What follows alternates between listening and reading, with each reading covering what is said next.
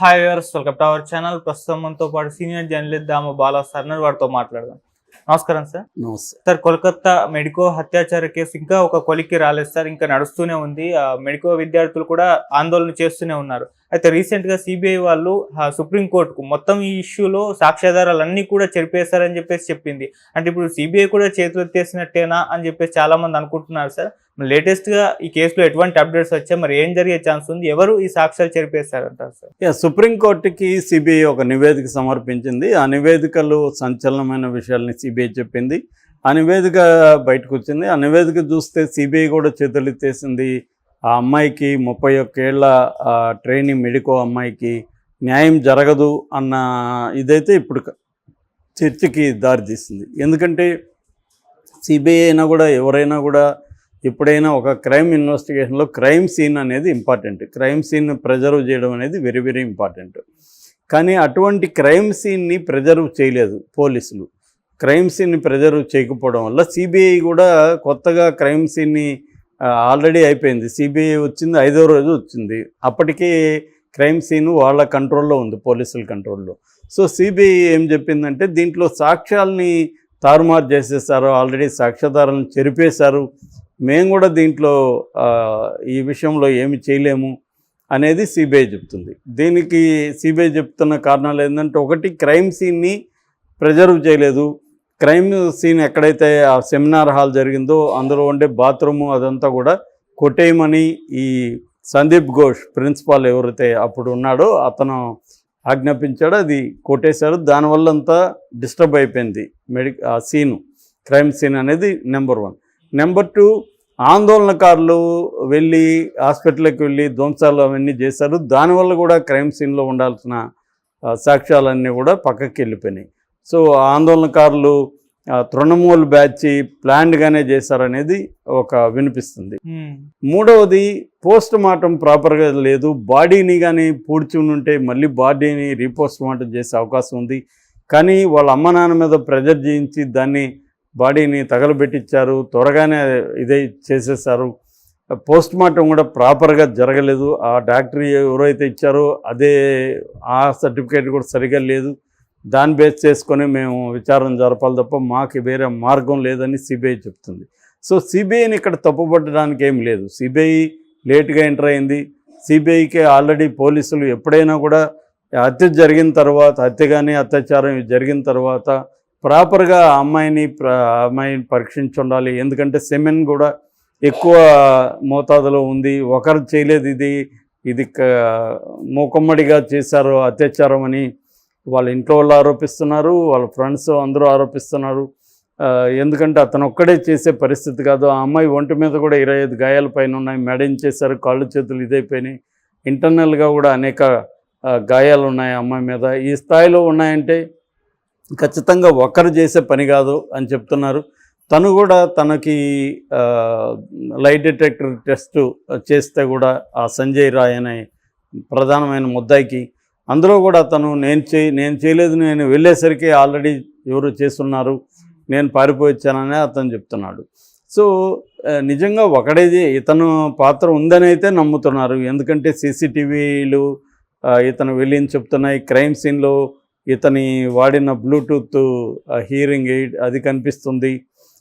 ఇవన్నీ ఉన్నాయి. అంటే నైటు అతను 2 సార్లు 3 సార్లు ఆ ప్రాంతంలో వెళ్ళడం, రెండోది అతనికి అందుబాటులో ఉండడం, ఎందుకంటే అతను అవుట్ పోస్ట్లో పనిచేస్తున్నాడు. ఇవన్నీ అతని వైపు వేలెత్తి చూపిస్తున్నాయి. బట్ అతను చేశాడనడానికి రేపొద్దున కోర్టులో ప్రూవ్ చేయడానికి ఎలా సాధ్యం? కెమెరాలు ఏం చెప్తున్నాయి? అతను వెళ్ళాడని చెప్తున్నాయి. వెళ్ళడం నేరం కాదు కదా. అతను చేశాడా లేదా ఎలా నిరూపిస్తారు కోర్టులో? అందువల్ల సిబిఐకి ఏంటంటే క్రైమ్ సీన్ ఇంపార్టెంటు. అతను డిఎన్ఏ అక్కడ క్రైమ్ సీన్లో ఉండాలి. సో అవన్నీ వేలి ముద్రలు ఉండాలి. ఇవన్నీ ప్రాపర్గా చేయలేదు. నిజానికి మనకి ఇవాళ అడ్వాన్స్డ్ ఇన్వెస్టిగేటివ్ మెథడ్స్ ఎవాల్వ్ అయినాయి వరల్డ్ లెవెల్లో. ఏఐ కూడా వచ్చింది. సో చాలా అడ్వాన్స్డ్గా ఇన్వెస్టిగేటివ్ మెథడ్స్ వచ్చాయి.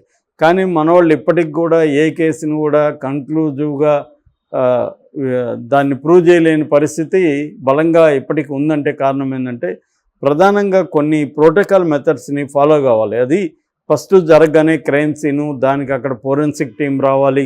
ఫోరెన్సిక్ టీం ప్రాపర్గా దాని క్రైమ్ సీన్ ప్రిజర్వ్ చేయాలి, అందులో దొరికిన ఆ మెటీరియల్ అంతా కూడా స్టోర్ చేసుకోవాలి, దాని తర్వాత ఫోరెన్సిక్ ల్యాబ్కి పంపించి దాన్ని చెక్ చేసుకోవాలి. ఇవన్నీ మనకి సైంటిఫిక్ ఎవిడెన్స్ అనేది కోర్టులో బలంగా నిలుస్తుంది. మిగతాదంతా కూడా సర్కమ్స్టాన్షియల్ ఎవిడెన్స్ అంటారు. అంటే ఇతను అక్కడికి వెళ్ళడం, కెమెరాలో కనపడడం, ఇదంతా సర్కమ్స్టాన్షియల్ ఎవిడెన్స్ తప్ప డైరెక్ట్గా అతన్ని ఇన్వాల్వ్ చేసే ఎవిడెన్స్ కాదు.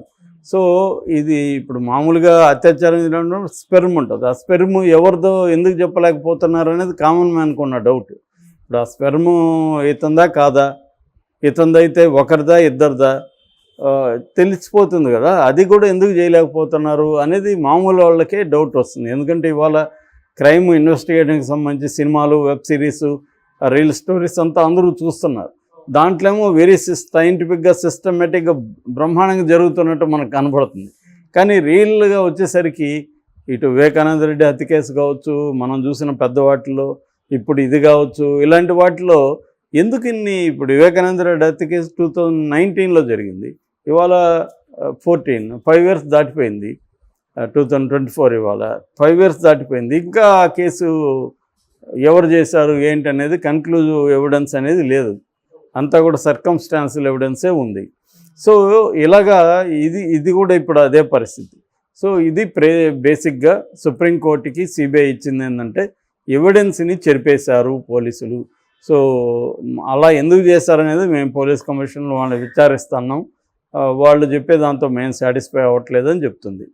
మరి దాని మీద మహా అంటే మందలించగలదు సుప్రీంకోర్టు వాళ్ళని, కానీ దాని మీద వాళ్ళ మీద ప్రాసిక్యూషన్ చేయగలుగుతుందా లేదనేది చూడాలి. దట్ ఈజ్ ఒకటి. రెండవది, మెడికోస్ అప్పటి నుంచి ఇప్పటి వరకు ముఖ్యంగా జూనియర్ డాక్టర్లు సమ్మె చేస్తున్నారు.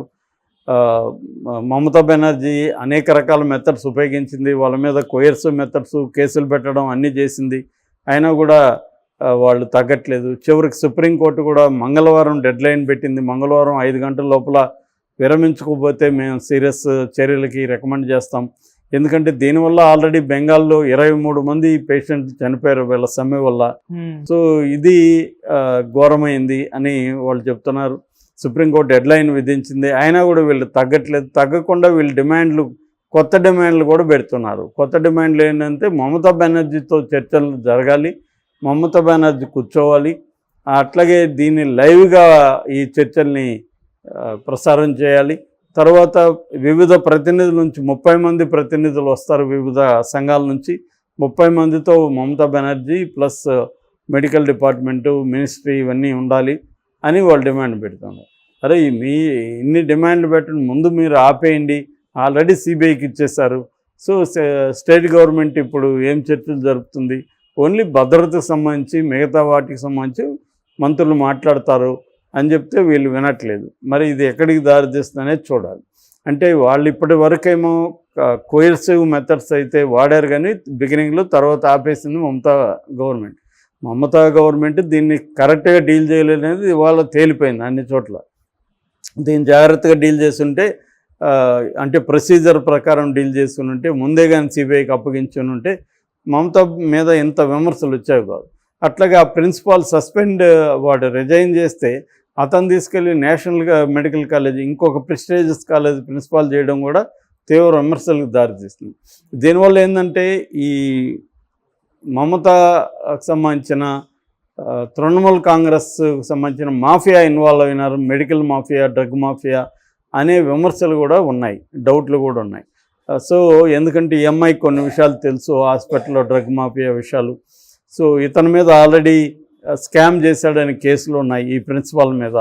సో ఇవన్నీ ఈ అమ్మాయికి తెలుసు కాబట్టి ఈ అమ్మాయిని చంపడానికి ప్రిన్సిపాల్తో సహా ఒక టీము పనిచేసిందనేది వాళ్ళ ఉన్న విమర్శ. ఆల్రెడీ ప్రిన్సిపాల్ని సిబిఐ రకరకాలుగా ఇంట్రాగేట్ చేసింది. ఇప్పుడు ఈరోజు మళ్ళీ ఇతను సంజయ్ రాయ్ని కూడా చేస్తుంది. సో ఇప్పుడు సుప్రీంకోర్టుకి ఇంకొక నివేదిక కూడా మళ్ళీ అడిగింది, మళ్ళీ మీరు పరిశోధించిన తర్వాత ఇంకా డీటెయిల్గా ఇవ్వమని. సో దాంట్లో ఏమిస్తుందో చూడాలి మనం. ఏదేమైనా ఈ కేసు బలంగా నిలబడేదానికి తగిన సాక్ష్యాలు లేవని సిబిఐ ముందే